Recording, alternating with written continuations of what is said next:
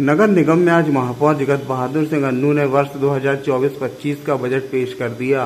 खास बात ये रही कि बजट की पहली बैठक में कांग्रेस के तमाम पार्षद काले कपड़े पहनकर आए और उन्होंने महापौर जगत बहादुर सिंह अन्नू का विरोध किया। इस बात को लेकर सत्ता पक्ष और विपक्ष के पार्षदों के बीच तीखी बहस हुई। काले कपड़े पहने कांग्रेस पार्षद हाथों में तख्तियां लिए हुए थे जिसमें लिखा था महापौर कांग्रेस के और बजट बीजेपी का। इसे लेकर काफी देर तक सदन में हंगामा मचा रहा। हंगामे के बीच किसी तरह महापौर जगत बहादुर सिंह अन्नू ने बजट पेश कर दिया। कांग्रेस पार्षदों का कहना है कि नगर निगम के इतिहास में पहली बार हुआ है कि कांग्रेस से चुने गए महापौर ने बीजेपी का बजट पेश किया है। कायदे से महापौर जगत बहादुर सिंह अन्नू को नैतिकता के आधार पर इस्तीफा देना चाहिए था और फिर चुनाव लड़ना था, लेकिन उन्होंने बिना चुनाव लड़े भाजपा में शामिल होकर बजट पेश कर दिया, जो कि सरासर गलत है। हम कांग्रेस पार्षद दल द्वारा आज बजट की पहली बैठक में काले कपड़े के साथ प्रतीकात्मक विरोध किया है, क्योंकि शहर के महापौर जगत बहादुर अन्नू सिंह, जो कि कांग्रेस पार्टी के बैनर तले चुनाव जीते थे, जनता का विश्वास हासिल किया था, और आज जब वो बजट प्रस्तुत कर रहे हैं तो भारतीय जनता पार्टी के महापौर बनकर कर रहे हैं बिना चुनाव लड़े। इस बात का विरोध था। अगर उनमें नैतिकता होती, जनता का जो निर्णय था उनका वो अगर सर्वमान होता उनके लिए, तो पहले इस्तीफा देते फिर आके बजट प्रस्तुत करते। क्योंकि हम सभी शहर हित में हैं, हम बजट में किसी प्रकार का व्यवधान नहीं चाहते, हम बजट में चर्चा चाहते हैं शहर हित में। इसीलिए हमारा प्रतीकात्मक विरोध था। हम लोग का निर्णय यही था कि हमें जगत बहादुर अन्नू सिंह, जो बिना चुनाव लड़े भारतीय जनता पार्टी के महापौर बनकर बजट प्रस्तुत कर रहे हैं, हमें उसका विरोध करना है। इसलिए हम सभी कांग्रेस पार्षदों द्वारा काले कपड़े के साथ प्रतीकात्मक विरोध किया है, क्योंकि जबलपुर शहर में महापौर अन्नू जी द्वारा एक इतिहास रचा गया है जो आज तक किसी महापौर के नाम नहीं है, कि वो जीते किसी और पार्टी से थे और बजट किसी और पार्टी का प्रस्तुत कर रहे हैं। ये इतिहास में नाम उनका दर्ज होगा, इसका भी हमारा आज विरोध था। और उनको इस बात की बधाई कि उन्होंने एक इतिहास में नाम अपना दर्ज किया है कि कांग्रेस पार्टी से जीतकर भारतीय जनता पार्टी का बजट प्रस्तुत कर रहे हैं। निश्चित तौर से इस बात की हम उन्हें बधाई भी देते हैं। और जनता के साथ जो उन्होंने कुठाराघात किया है, विश्वासघात किया है, जो जनमत का उन्हें खुला उल्लंघन किया है, विश्वासघात किया है, उसका हम विरोध करते हैं। महापौर जगत बहादुर सिंह अन्नू ने कहा कि बजट में शहर के विकास से संबंधित प्रमुख मुद्दों को शामिल किया गया है।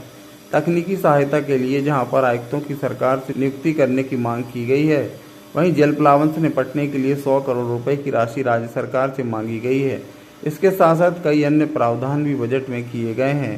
के नाम से भी पत्र लिखे हैं, टेक्निकल स्टाफ हमको चाहिए उसका भी पत्र मैंने लिखा है।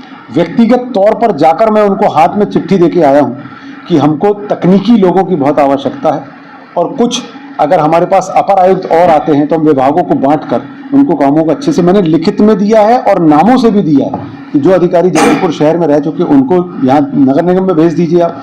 तो ऐसे किसी भी प्रकार की तकनीकी तौर पर अगर अधिकारियों की कोई कमी ना हो, उसके लिए भी हम लोग प्रयासरत है। कुछ जरूरत पड़ी तो हम लोगों ने एक्सटेंशन भी किए हैं। जल प्लावन जो पिछले वर्ष हुआ था उससे कम इस वर्ष पहली बारिश में हुआ है, आगे और देखना है। बड़े नाले बनाना, सफाई व्यवस्था करना। आपको बता दूं 296 अतिरिक्त सफाई संरक्षकों को इस वर्ष लगाया गया। आगे बारिश तक 24 घंटे उपलब्धता हो ये सुनिश्चित कर लिया गया है। जितनी मशीनें लगाई जाती थी, चाहे जेसीबी हो, हाईवा हो, डंपर हो, 110 हो, 200 मशीन हो, सकर मशीन हो, ऐसी बहुत सारी मशीनें खरीदी गई और बहुत सारी मशीनों को किराए पे लेके लगाया गया। पिछले वर्ष से दुगने सफाई संरक्षक और दुगनी मशीनों को सफाई व्यवस्था में लगाया गया। बहुत सारे अतिक्रमण हम लोगों ने तोड़े हैं, बहुत सारी प्राइवेट जगहों पर आग्रह करके उनसे नालों को निकालने के लिए व्यवस्था की है।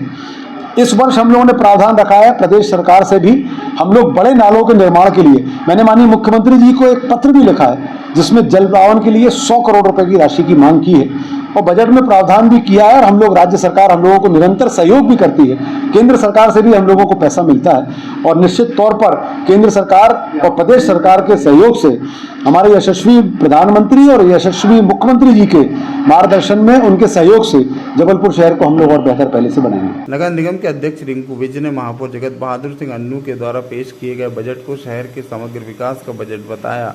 उन्होंने कहा कि कांग्रेस पार्षदों को बजट का अध्ययन करने के लिए 8 दिन का समय दिया गया है। इसके बाद फिर बैठक होगी और जो भी अच्छे सुझाव आएंगे उन्हें बजट में ज़रूर शामिल किया जाएगा। आज माननीय महापौर जी ने सदन में 2023-24 का पुनरीक्षित एवं 24-25 का अनुमानित बजट प्रस्तुत किया है।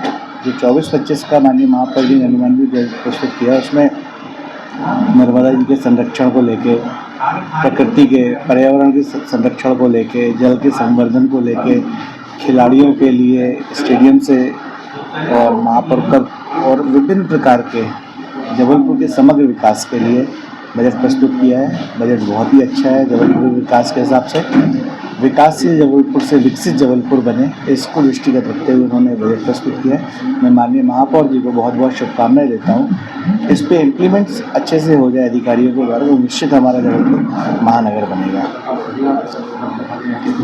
मंगलवार 9 तारीख को तय किया है। सभी सम्मानीय पार्षदों को 8 दिन का समय दिया है, बजट पे अध्ययन करें, वो अपने सुझाव दें और उनके जो भी सुझाव आएंगे अच्छे सुझावों को सबको इस बजट में जोड़ा जाएगा। ब्यूरो रिपोर्ट, टीम पल पल इंडिया न्यूज़।